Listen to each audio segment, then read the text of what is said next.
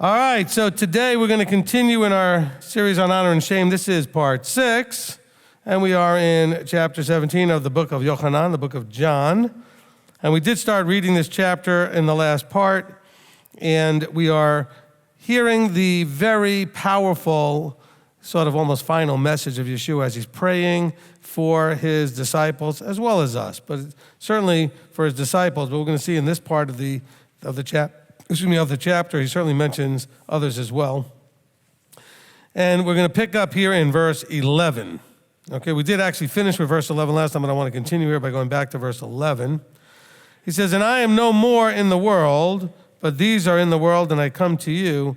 Set apart, Father, guard them in your name, which you gave me, so that they might be one as we are one." And that's going to be the theme going forward, is talking about being echad, being one. And not just being one in any particular manner, but being specifically one in the same relational type of picture that the Father and Son give us, the picture of what oneness looks like. I'm not talking about a oneness doctrine where they're literally one. I'm talking about two beings being in complete harmony. Okay, being congruent in where they're going and what they're doing and what their focus is and all of that kind of thing. All right? He says, "When I was with them in the world, I was guarding them in your authority, in your name, which you have given me, and I watched over them, and not one of them perished except the son of destruction, that the scripture might be filled. And now I come to you, and I speak these words in the world, so that they have my joy completed in them." Now again, I jokingly use verses like this to say, when it talks about completed in them, it's the same kind of idea of saying, I've not come to destroy, but to fulfill or complete. So he didn't come so that they wouldn't have any more joy. He said so they would have it to fullness.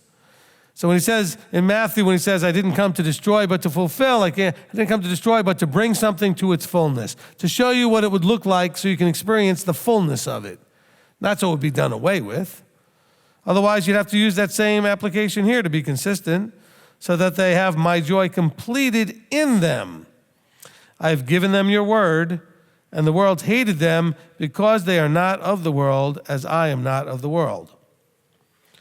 And so this is something that we should take to heart as we struggle with family members and friends and coworkers, etc., because there are going to be those that are not all that excited about what you're doing.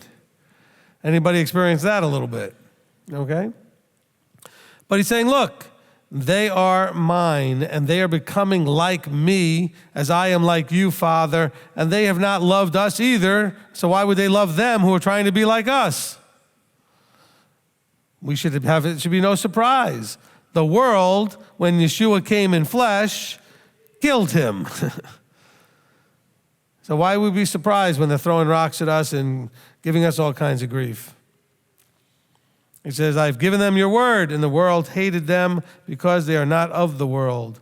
So when you make the choice to follow him, when you make the choice to covenant, you're still in the flesh, you're still here, but you're no longer of the world. You're in the world, but you're not of the world.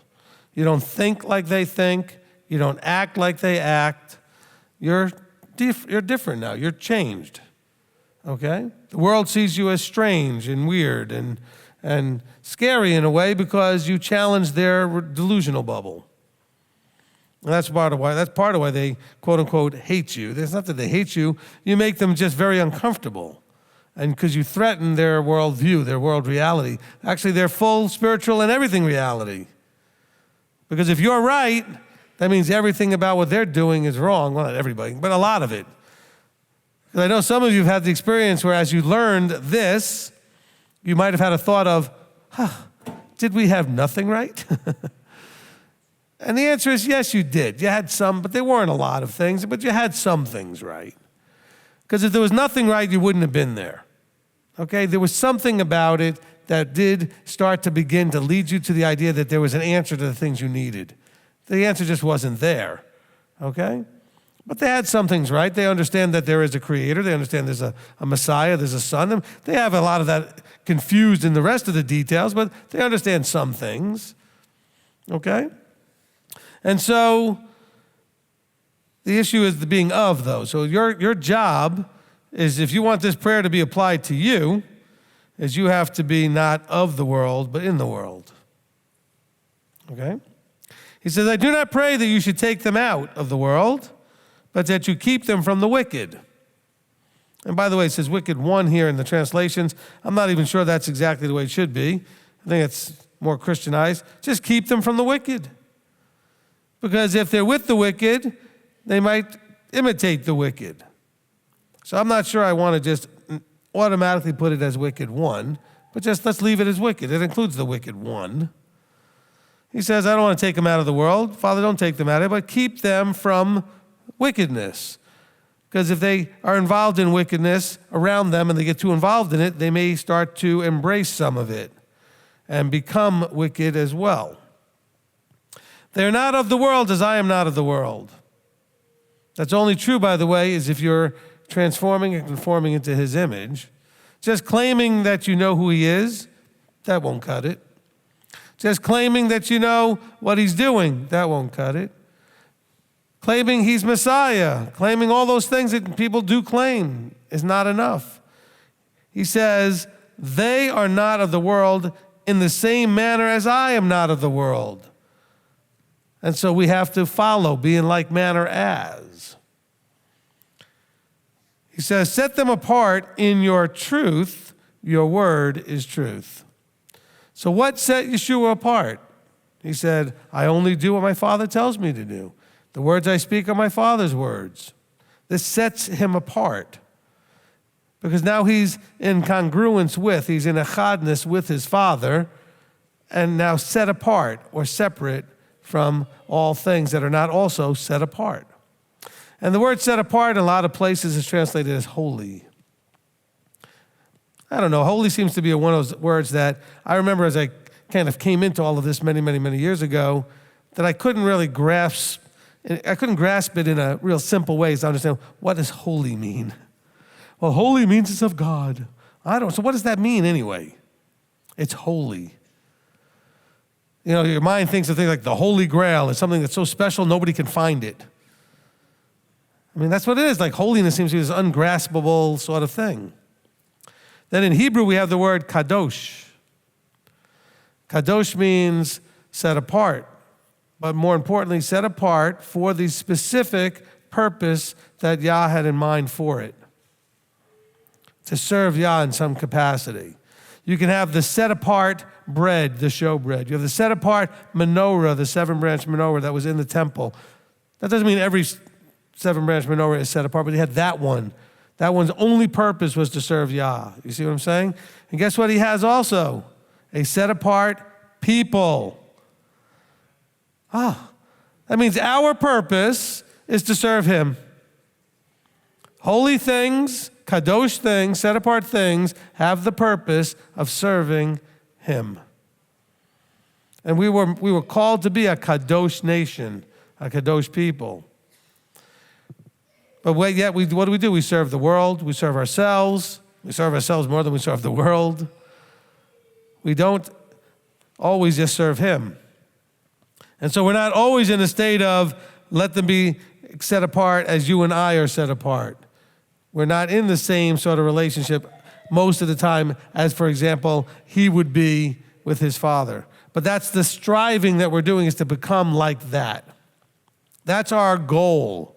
We're trying to get to the place where we are, just like he is with the Father, we are with him and the Father. By the way, that's true discipleship. That you emulate and become like your teacher, because you trust that becoming like your teacher is a passed down thing through the ages that leads to a source that we're all emulating. And that could be in something artistic, it could be art, it could be music, it could be something that's a craft like metalwork and woodwork. It could be anything where there's a mentorship thing. It could be any skill that you have that you can sit under and be mentored in. It could be leadership. It could be teaching. It could be anything.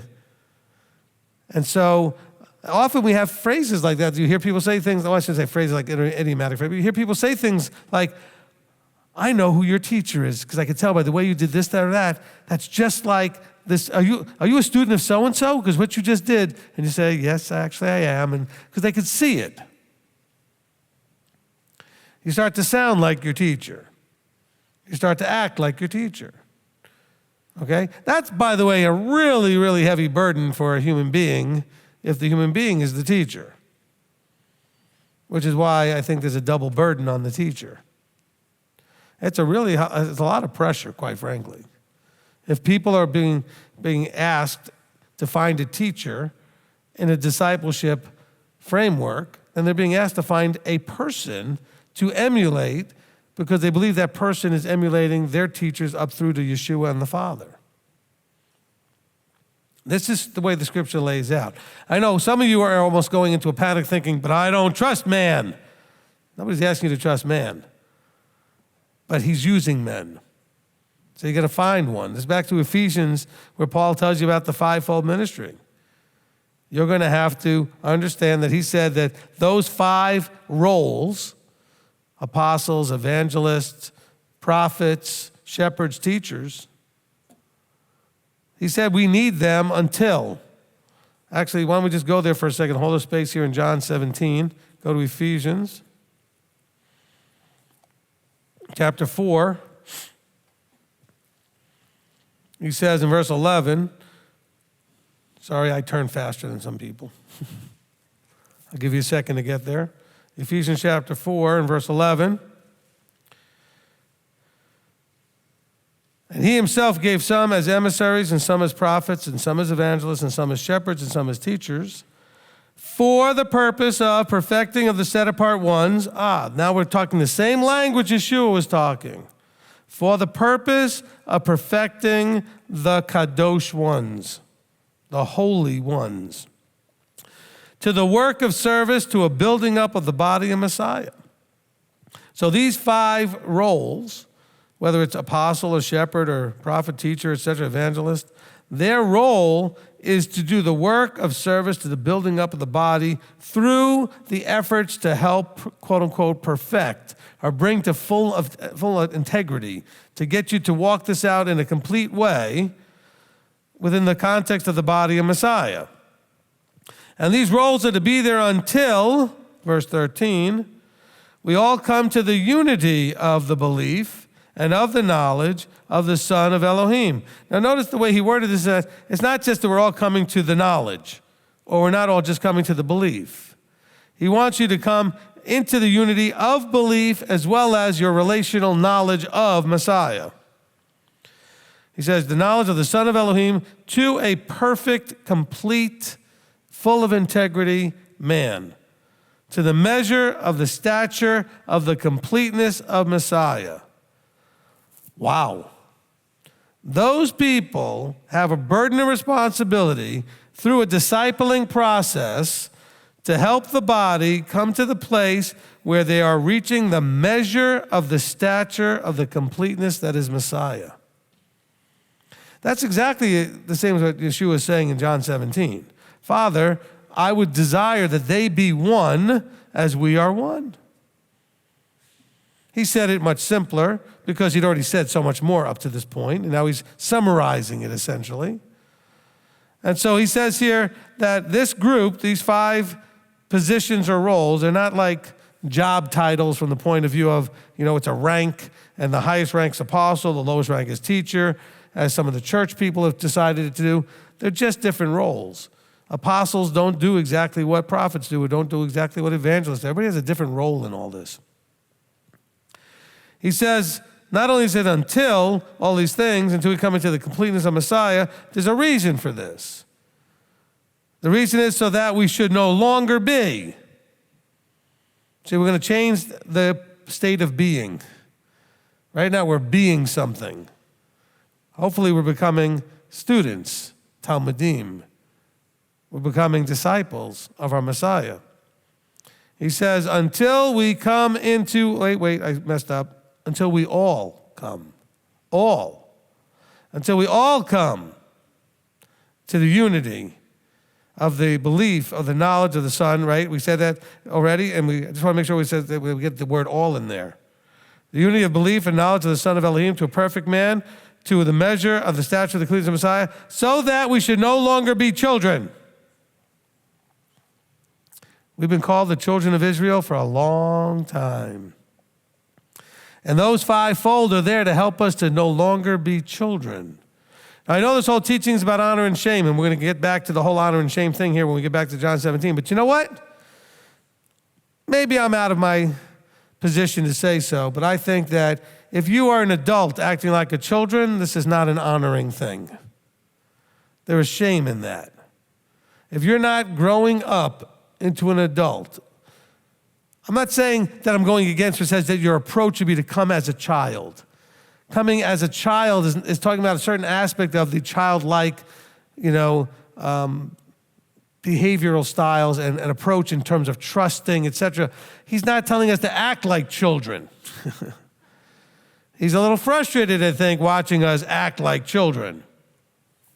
Okay, there's a difference. Coming as a child is not the same as behaving like a child. Can we all agree on that? He said the whole point of this is so that we should no longer be children.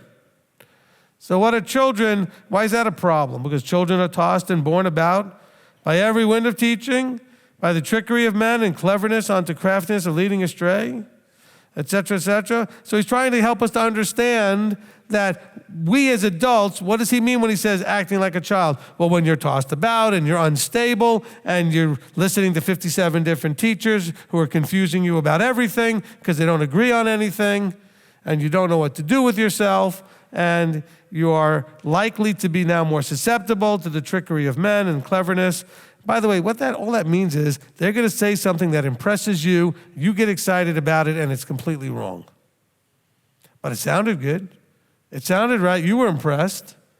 It was packaged in a really great way. And so you said, yeah, that was amazing. Yeah, but is it true? Some of you were wowed in the churches at times. But was it true? But it wowed you at the time. And so it's very important that we kind of see those things through. Okay? All right, let's continue and skip down. I'm going to stay in Ephesians just for a second. Okay? We're going to skip down to 17. So I say this, and I witness in the Master, that you should no longer walk as Gentiles walk. And the reason I skip down here is because I think that actually connects up with what we're talking about. You're no longer of the Gentiles. That's the world. The world of the Gentiles. That's all it means, the nations. Those inside are called Israel. Everybody else, everybody. I don't care what country, whatever, they're all Gentiles. You were too, most of you. But then you made a choice. So now you're in the camp. Now you're not a Gentile anymore. You're not of the nations, you're Israel. So I say this and witness in the Master that you should no longer walk as the Gentiles walk. I mean, if you're not going to be one anymore, why walk like one? Your walk identifies what you really are anyway. You can claim you're anything. He says, don't be claiming you're of Messiah or claiming you're of covenant and you walk like a Gentile. I hate to quote like the old saying of it, if it looks like a duck, quacks like a duck, walks like a duck, it's probably a duck. Okay?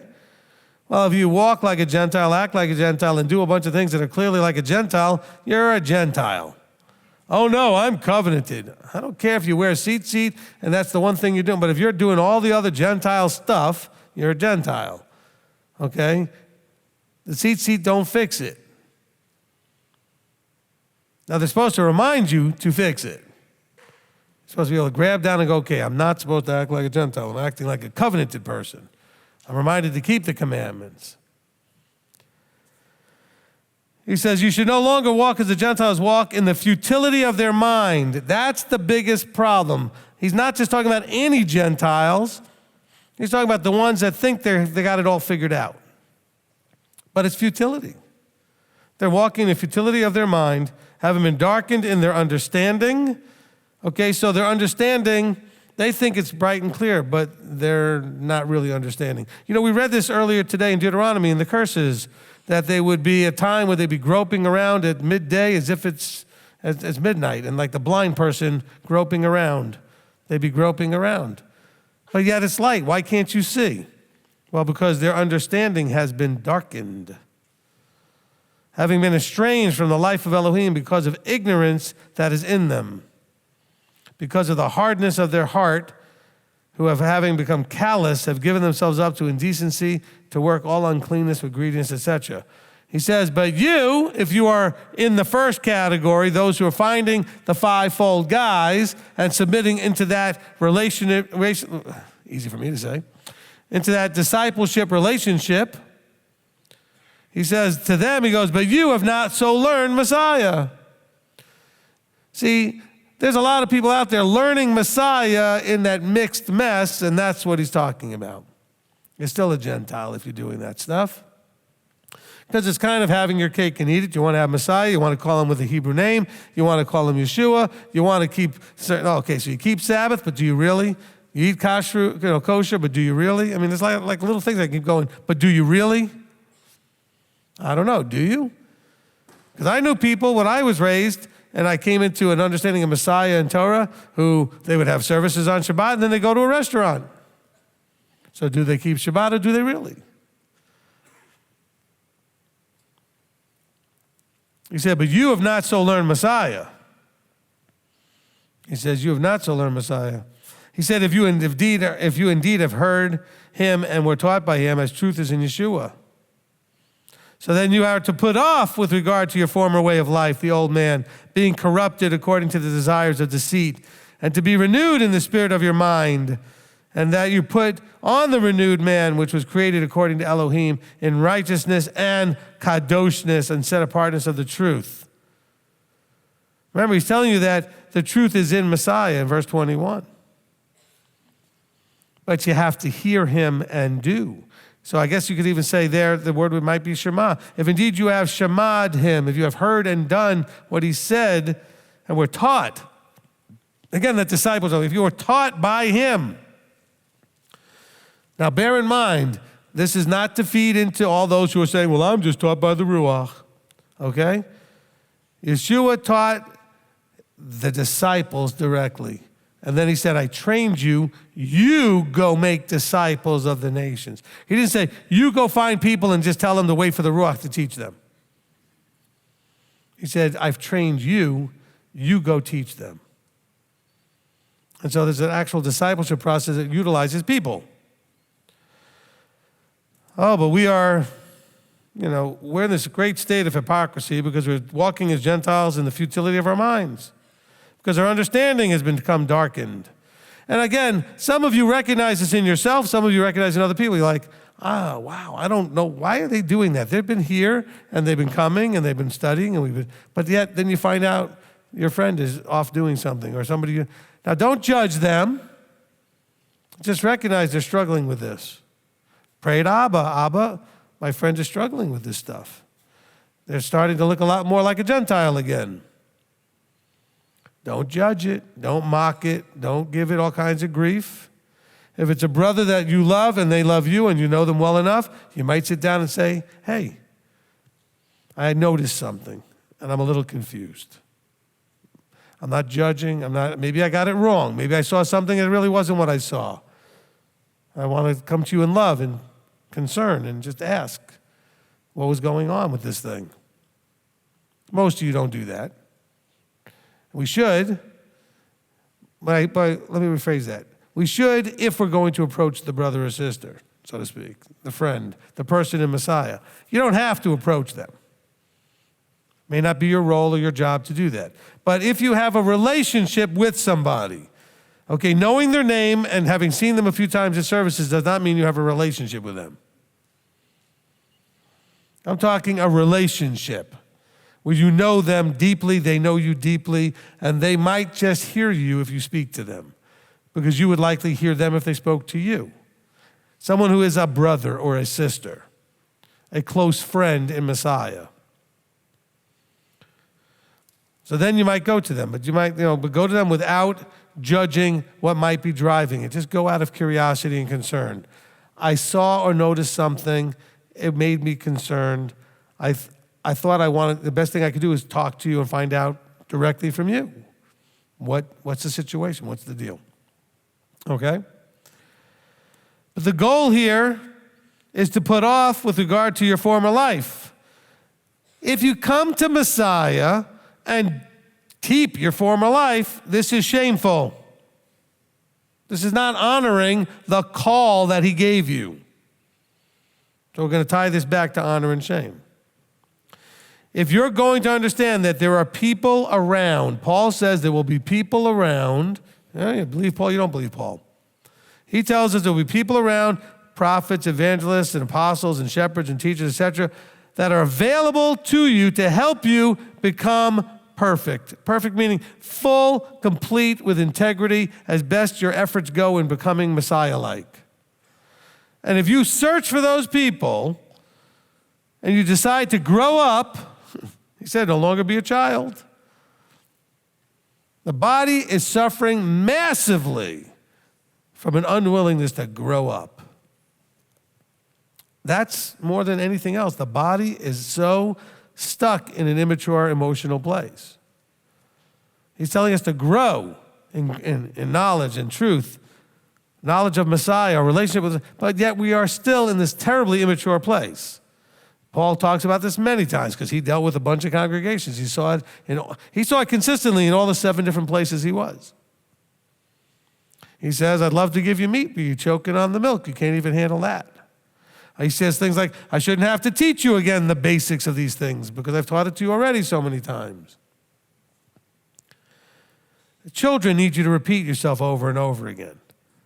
An adult shouldn't, unless we're acting like children.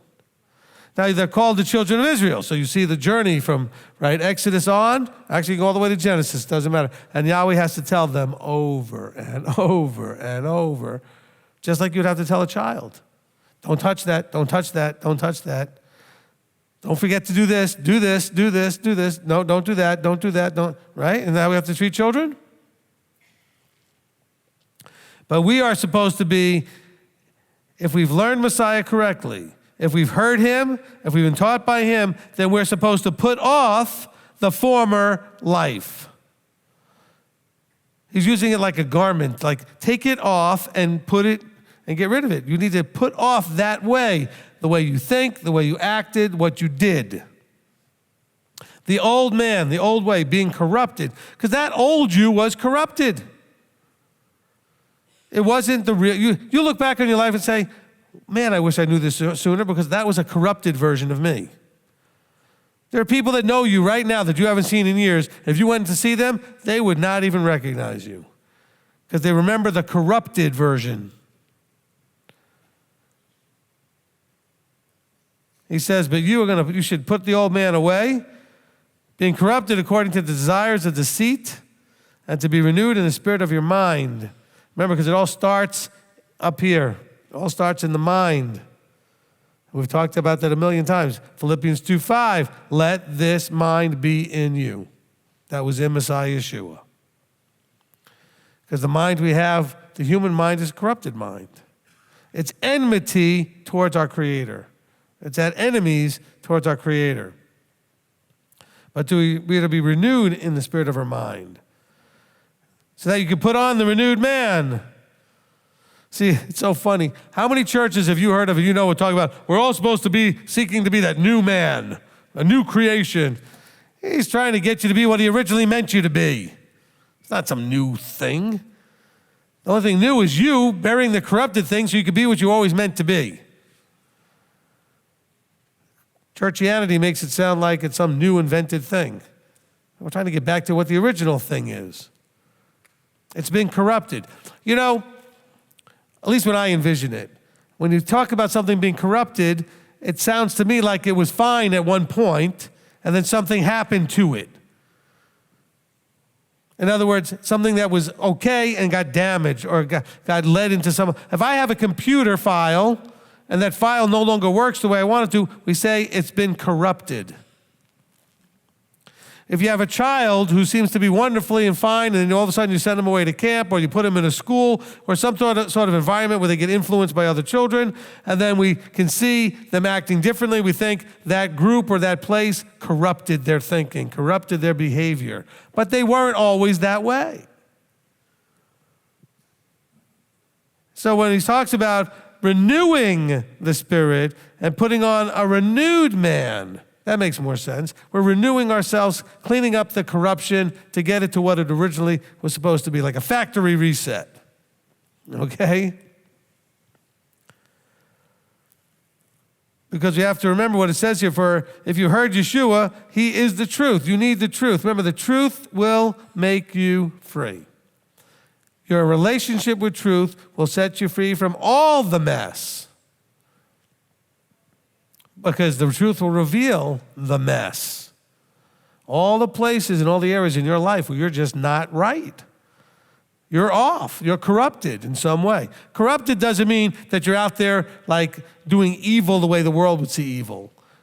You just don't match up congruently with the vertical alignment. You're not like Yeshua is like the Father.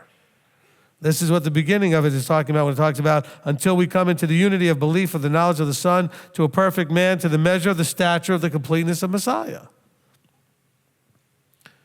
Your being like that is corrupted. It was corrupted generationally. It was corrupted societally. It was corrupted culturally. It was corrupted in every possible influence out there.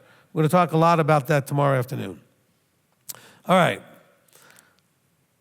So continuing here, he says, and that you put on the renewed man, which was created according to Elohim, in righteousness and set apartness of the truth. Now, Paul's using these phrases because he knows the Tanakh. He knows in Psalm 119 and other places it says, the word, the Torah, is truth. We read that in other places, read in Deuteronomy, reading all kinds of it. The word is truth. The Torah is truth. He talks about righteousness. What defines righteousness? The Torah. The Torah tells you what's right, what's wrong. So the renewed man is going to be created according to Torah observance. It says, according to Elohim, in the righteousness and set apartness of truth. Okay, let's go back to John 17. I mean, again, remember, we're talking about honor and shame. If you think about the things you used to do, you could say easily, oh yeah, that was shameful stuff. But what about now? If you're going to claim to be of Messiah, and you're going to act still like a Gentile, this is shame. This brings shame on you, and if you're declaring to all your friends that you're of him, it's bringing shame on him. I want you to know, I mean, you already know, but I want you to know, you are being watched. I don't mean necessarily just by the Father and the Son. Everybody you know that you told that you're doing this stuff now and not doing the other stuff you used to do, they are watching you. And like the Pharisees, the scribes, the Sadducees, etc., they're looking for somebody to accuse. Just step over that line just once and see how fast you get attacked, mocked, made fun of, whatever, called a hypocrite. You're being watched. Now, on the other side of it, you actually are being watched also from above. Because the whole point of this life is that he wants to watch you make decisions and make choices. And so when your friends are watching you and the Father and the Son are watching you, that's probably the reason why decisions are the most important thing. It's the reason you're here. Right? The teaching, making decisions. It's the reason you exist. It's a witness to those that are watching you, and it's also a proof to those that have called you as to where you are in your calling. So back to John 17. He said again, let's go back to 16. They are not of the world, so they're no longer Gentiles. As I am not of the world, Yeshua is never a Gentile. Okay, Yeshua was always set apart. He's the center point of the camp. So he'd always been in the camp. Okay? So when I say he's not a Gentile, I don't mean, well, of course not, he was born Jewish. No, I'm talking about from the point of view of in camp and out of camp. So he said, they're not of the world as I am not of the world. Set them apart in your truth. We were just told in Ephesians how the truth is in Messiah Yeshua. Of course, Yeshua himself says, I am the truth, in John chapter 14. So we have that a few chapters back in verse 6, okay?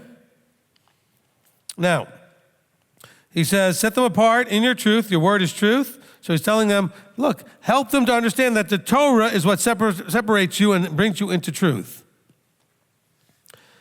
As you sent me into the world, I also have sent them into the world. So this is the process. The Father started it with the Son. He sent the Son into the world to find and disciple people and put out a witness for others to see. The ones Yeshua trained, he did the same thing. At the end of Matthew, he sends them out into the world, which is not the Great Commission for all people. It was a Great Commission for those guys to go out into the world as trained for that purpose. They had been trained for that purpose. And he said, I've sent them out into the world as I also was sent into the world. Okay? And for them, I set myself apart so that they too might be set apart in truth. Because Yeshua is that truth. He's linking it right there. He says, for them, I set myself apart. I also, right here, I set them apart so that they too might be set apart in truth. I set an example, because remember, the discipleship process is the imitation of the one who's training you. So he says, I have set myself apart so that they can have something to imitate. You follow that? He says, I have set myself apart so that they would have something to imitate, so they also could be set apart in truth, because I am in truth, and now they can imitate me and also be in truth. And I do not pray for these alone, here's the great hallelujah, but also for those believing in me through their efforts, through their word. And we could all say hallelujah to that. There you go. Yeah, all right? He's laying out the whole plan here. You sent me, Father, to come and do a process. I have completely imitated you to show people what that looks like, and now I've trained others to imitate me, because in imitating me, they're imitating you. And so I've set myself apart so that for their purpose, so that they can have it. Of course, he's also doing it in submission to his Father. Remember, everybody's in the middle on the vertical alignment, except the Father. Nobody above him. But everybody, including Messiah, is in the middle. They have to be submitted to and be setting the example for.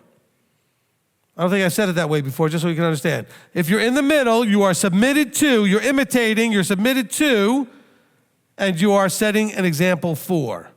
And that's exactly what Yeshua is saying here. He says, Father, you and I are one. I have followed and imitated you perfectly, and I've done that for them, so that they could see, just like Moses when he said that the Father, or in this case it was, I guess, Yeshua talking about as Yahweh, but that Yahweh was angry with him for the people's sake, because he was not setting the right example in the chain. Do you see how that works? Moses was in the chain, and he wasn't setting the right example, which got, and we say, quote unquote, the way we are as emotions, but the way we would understand it, it made Yahweh mad.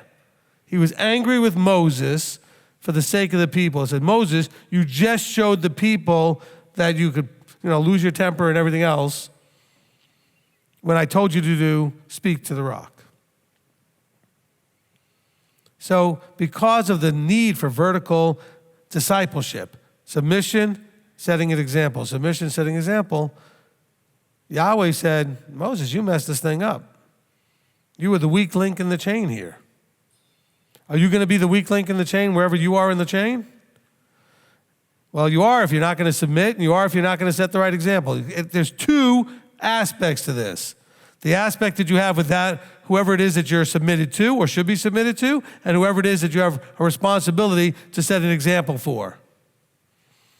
And you could say to your children, parents, I have set myself apart for you. And you should set yourself apart for them, because they are watching you, and you know what they're going to grow up to be? You. That's scary, isn't it? How many times have you heard or you said to yourself when you see a child and you see them behaving a certain way, and it's like somebody close to you's child, and you look at the child and go, oh yeah, you're your mother. Oh, you're your father. The apple doesn't fall far from the tree. You know? They're going to imitate you. They're probably already doing it. Maybe not everything, because your children are slightly different personalities or whatever from you, but there's going to be things you're going to pick up. Mostly the bad stuff. The good stuff, a little tougher. I wish I could come up with a percentage, how, people will tend to pick up, like say 70 or 80% of what you do wrong, and maybe 10 or 20% of what you do right, or whatever it is, I know those numbers don't add up, but you know what I mean. Somebody going, well, 70 and 80 and 10 and 20, okay, so we didn't add it up right. We need a 90 in there somewhere. All right. This is the problem. Okay, we have to set the right example. That's why it's an honor and shame issue. We bring honor if we are properly maintaining our place in the link, in the chain, in the vertical chain. If you are not submitted properly, this is not honorable. If you're not setting the right example, this is not honorable. This is shame. He said, I don't pray for these alone, but also for those believing in me through their word, so that, now we're going to get into the whole point again about this echadness, so that all might be one, not all meaning everybody on the planet, but all through this process of this discipling chain, which hopefully at some point the plan has it in. Well, I'm not hoping the plan has it. I know it does. But hopefully it will play out that most will come into alignment with this kind of a process, and most will be ultimately delivered. Because Yah says it is his desire, if possible, that all men be saved. Okay? If he wants it to be possible, it's got to be possible. Doesn't mean it's going to happen, but there has to be the ability or the possibility that the choice is there where people can make the choices that could all be there. But here he's talking to those, now we got to make sure we understand who the audience is there. He's talking specifically about those who he trained personally and those that would come to him through their word. Okay? So that all might be one, as you, Father, are in me and I in you, so that they too might be one in us, so that the world might believe that you have sent me. Follow that again. This is critical. He's going to say it again in verse 23. So verse 21 again, he says, all of this is going on so that his desire is that they will all be one in the same sort of likeness of. He says, as you are in me and I am in you, so that they too might be one in us. And all of this is so that the Gentiles, the world, might know that you sent me. Your greatest way of showing the world that the Father sent the Son is to be in the vertical discipleship alignment. This is the greatest witness that the Father sent the Son. Because the Son didn't just show up to do whatever he wanted. He came to do exactly what the Father sent him to do, which is two things: to come and accomplish, at least the part when he came in the flesh suit, come and accomplish the process of going through, finding disciples, training them, dying, and being resurrected. But the other part of it that he came to do in perfect alignment was to say, I want to show you what it looks like when you could be echad with the Father. I want you to see what it looks like to only do what he says, to only say what he says. He shows and demonstrated for us the example. He came to give us the example of what that looks like. This is the critical piece. He came to actually do certain tasks, but while doing them, the biggest task was to show what it looks like in the flesh to fleshly people. What does it look like to see it walked out right? So we'd have something to imitate. Verse 22. Now we're going to see how this plays into the honor thing. And the esteem, the honor, the respect which you gave me, I have given them, so that they might be one as we are one. See, this brings honor. This brings esteem. So Yeshua says, the esteem which you gave me. So honor is transferable. Not transferable where Yeshua loses it and he gives us his honor. He doesn't have any. It's like a shared thing. I have honor and I can give it and bestow it also to you. But I'm only going to do that if you're going to do this. So what do you have to do? You have to become one in the same way as he is one with the Father. And we're a total disjointed mess. We're not fit together, and that's actually continuing in Ephesians. He talks about how we're knit together jointly and all that stuff, and it's one of the places he talks about that, Paul does. But we're a mess. He says, verse 22 again, and the esteem which you gave me, I have given them, so that they might be one as we are one. I in them, you in me, so that they might be perfected into one. That goes to exactly the same language as Ephesians, doesn't it? So that they might be perfected into one, so that the world knows that you have sent me and have loved me, and have loved them as you have loved me. The world is watching. What are we showing the world? The world is watching. Are we showing them that he loves us because we are doing the same things that show that he loved his son? The world kind of, at least the Christian world, they believe the Father loves the Son. They're confused about a whole bunch of stuff that has to do with that, but they believe that the Father loves the Son. But can the world see when it's walked out in this discipleship process, in righteousness, in set-apartness, can the world then see that we are loved as Yeshua is loved? See, right now the world doesn't see any of that. We're back at the point where it says, they hated me, they'll hate you. We're back up in verse 14 for that. But ultimately, our conviction and our endurance and our commitment to walk this out without quitting will be an example ultimately to the world that he has loved us as he has loved the Son. Very powerful. All right, yeah, you can clap for that. Verse 24. Father, I desire that those whom you have given me might be with me where I am, so that they see my esteem which you have given me, because you have loved me before the foundation of the world. So now he's actually going back to John 1, where it says, in the beginning was the Word, and the Word was Elohim, the Word was with Elohim. So before there was anything, he said, Father, I desire those whom you have given me. Don't forget that verse then endorses, none comes except unless the Father draws them. This is not, he doesn't say, Father, I desire that those whom came because somebody knocked on their door or pestered them in a line at the supermarket or whatever, okay? Or loved the little tract that they handed you. No, he said, those whom you gave me might be with me where I am. And by the way, when he says that, I'm going to use my own interpretation, right? We have translations, we call them interpretations. I think he's not talking specifically and only exclusively to where he is when he's at the esteem of the right hand, sitting on the throne up in heaven, in the above. He's just saying, I desire that those you gave me might be with me where I am, wherever he goes. I want him to be with me. Isn't that awesome? He wants us to be with him. This is how he says, and you will be with me forever. This whole idea of people thinking that he's going to heaven when he says, and we're going to be caught up in the clouds, and from then on we'll forever be with him. Yes, wherever he goes, we'll be with him. Thing is, he's not going to heaven. He's coming here. But people don't think about, well, where is he going? Well, people say, well, when he comes back.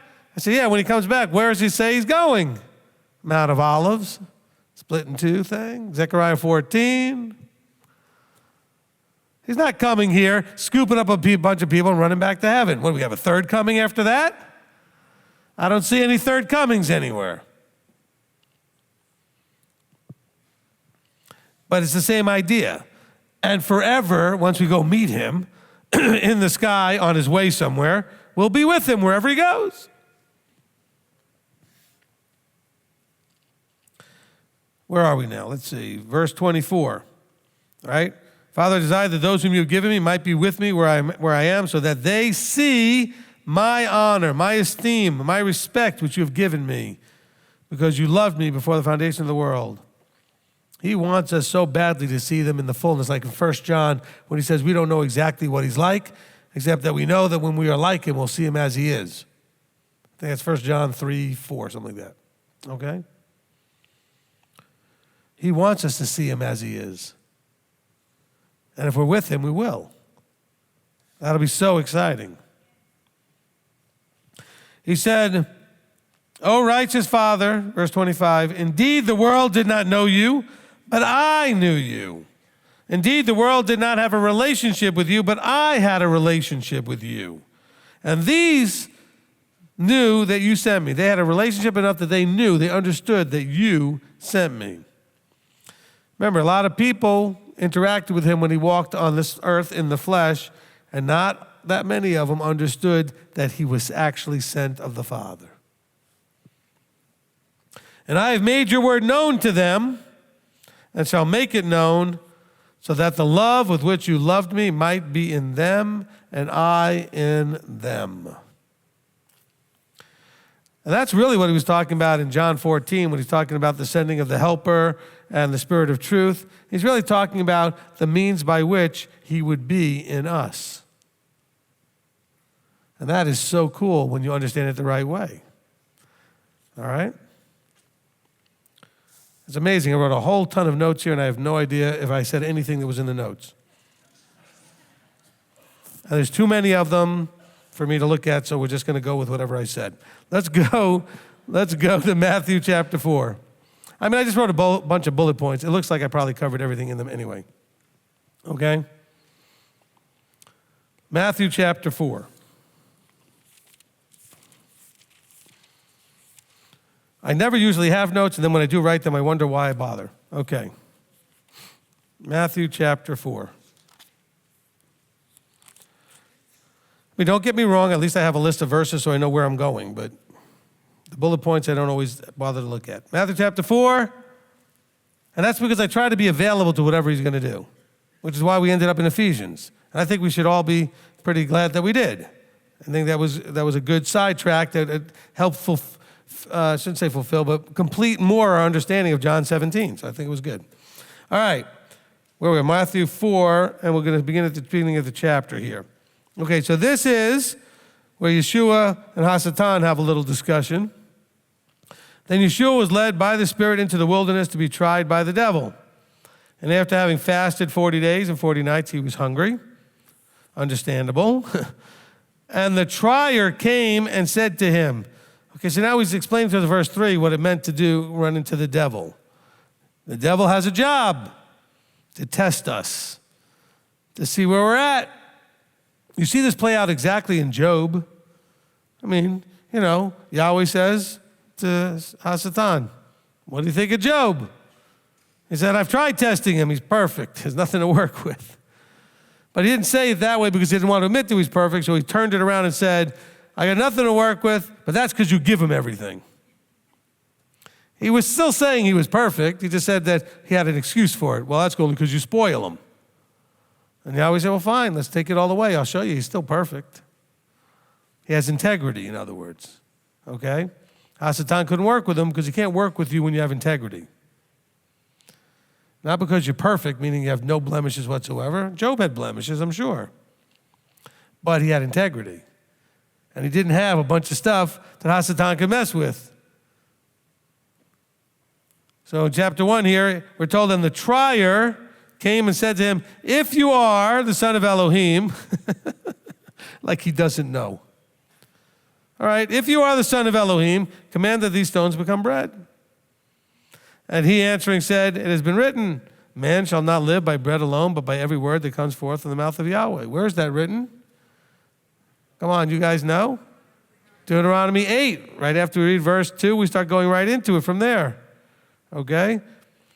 He says, verse 5, then the devil took him up and set into the set-apart city, Jerusalem, and set him on the edge of the set-apart place, the temple, and said to him, if you are the son of Elohim, throw yourself down. For it has been written, he shall command his messengers concerning you, and in their hands they shall bear you up so that you not dash your foot against a stone. And Yeshua said to him, it has also been written, you shall not try Yahweh your Elohim. Now, when people have read that in the past, they're thinking that this is somehow talking about the Father. No, he's talking about himself. You shall not, don't test me. Don't be trying me, asking me to do something. Again, the devil took him up on a very high mountain and showed him all the range of the world in their esteem. And he said to him, all these I shall give you if you fall down and worship me. I can almost picture Yeshua chuckling, like, are you kidding me? Then Yeshua said to him, go, Satan. For it has been written, you shall worship Yahweh your Elohim, and him alone you shall serve. Of course, this is always the devil's problem. He just wouldn't do that. Now, bear in mind as he goes through this, I should finish it off in verse 11. Then the devil left him, and see, the messengers came and attended to him. So the devil finally leaves, but what you see happening in Matthew chapter 4 here is that Yeshua is rejecting the esteem of the world. He says, bow down and worship me, and I will give you all the reigns and their esteem, their honor, their glory. Yeshua's like, I don't want any of that stuff. He said to them when they tried him, with the, right before the crucifixion where they killed him, they tried him. He said, look, if I wanted, I could call a legion of angels and be done with this whole thing. He said, I don't seek that. I don't need to show you how awesome and powerful I am. I'm a humble servant in the middle of the chain. There's only one at the top. The Father's at the top. So notice that after Yeshua resisted this temptation, he rejected this temptation, then the devil leaves. That's when the adversary leaves. You need to resist the temptation and reject the authority of the temptation over you. This goes back to this whole control thing that I will be teaching more about tomorrow afternoon. It won't be a part of this teaching series. It's part of the other stuff. But if you're watching this or listening to this, we have a teaching series on Up to the Challenge talking about this. But we're going to be talking about what kind of things are controlling you. What are you giving control to? And that's where Yeshua rejects any control of Hasatan. He tells him to go. You shall worship Yahweh Elohim, and him alone shall you serve. Keyword being serve. He's like, I don't need you to offer me anything. What the Father already has planned for me is good enough. It's more than sufficient. I am not tempted by your stuff. Go to Matthew 16.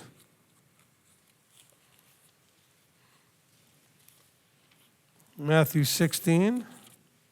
Squeeze in just a little bit more maybe here. Verse 21.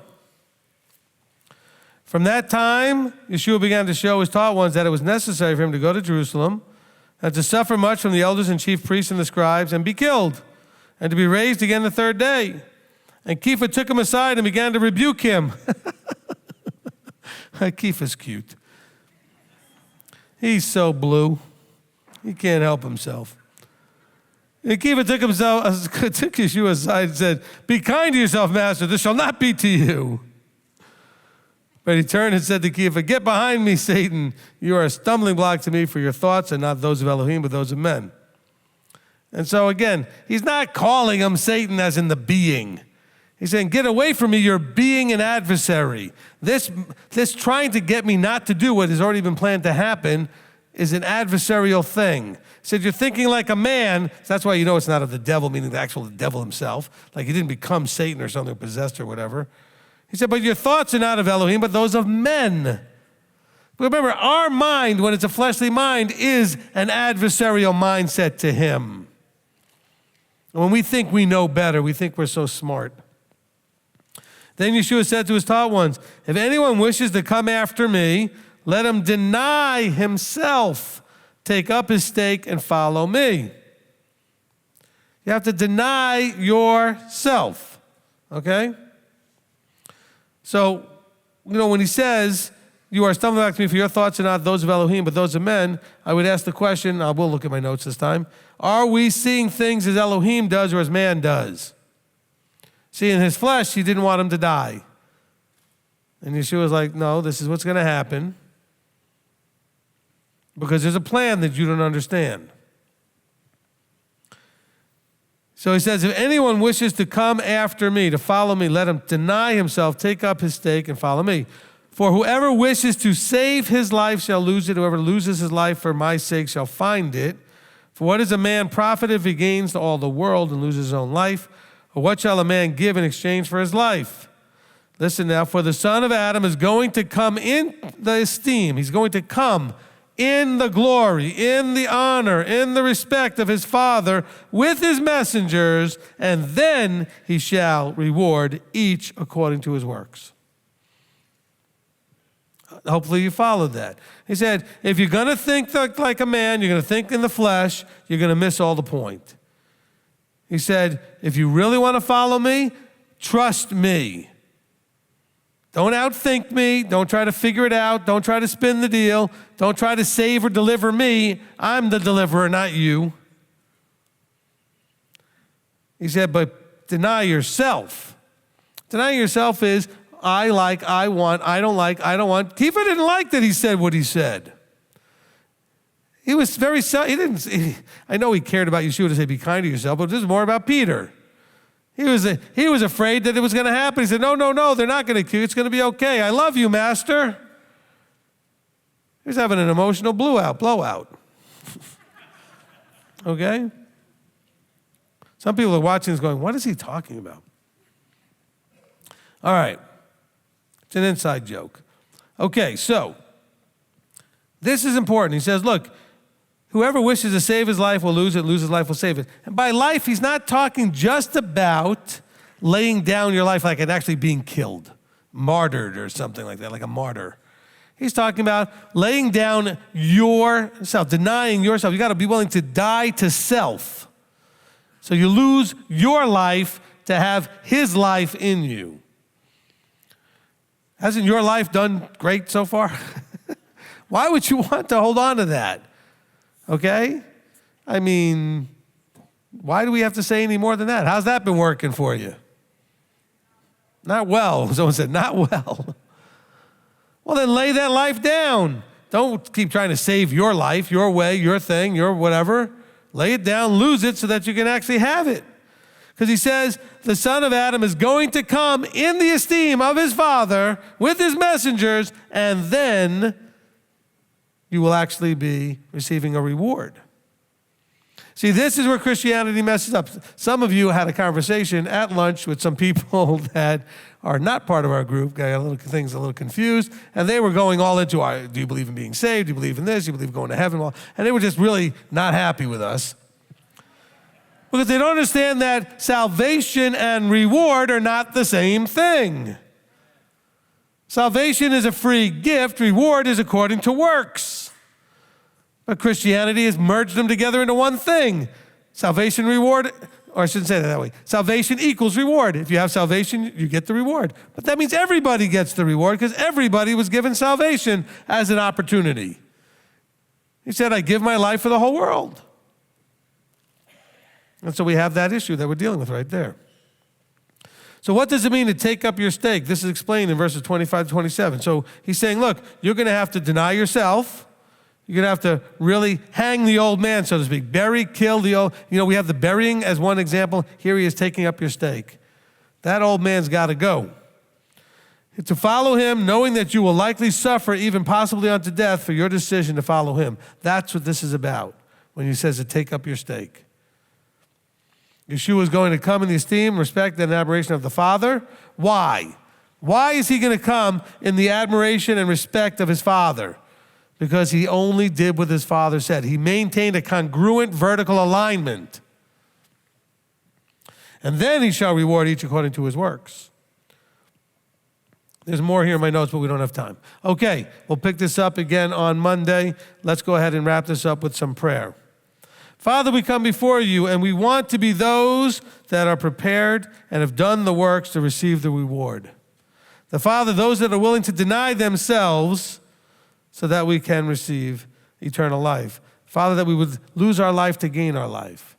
Father, that we would be submitted, as Ephesians states about the coming together, no longer being tossed to and fro and borne about and all these things as a child, but that we would seek after and come under a teacher, a shepherd, an evangelist, an apostle, a prophet. That we would look for those who in their completeness and their following of Messiah, we could then imitate them to find the same completeness, so that we can all come together into the completeness and fullness that is Messiah. Father, we thank you that you can teach us that there are still things we're doing that are shame full or bringing shame on us and on you, so that we can seek to only do what brings glory and honor and not shame. So, Father, we want to thank you, ask your patience with us, continue to give us what we need to fill us with your Ruach, to inspire us and guide us and lead us to put down what needs to be put down and pick up what we need to pick up, so that ultimately we can be those that receive the reward. Father, we thank you. We give you all glory and honor in the name of Yeshua, our Messiah. And together we say, Amen. Amen.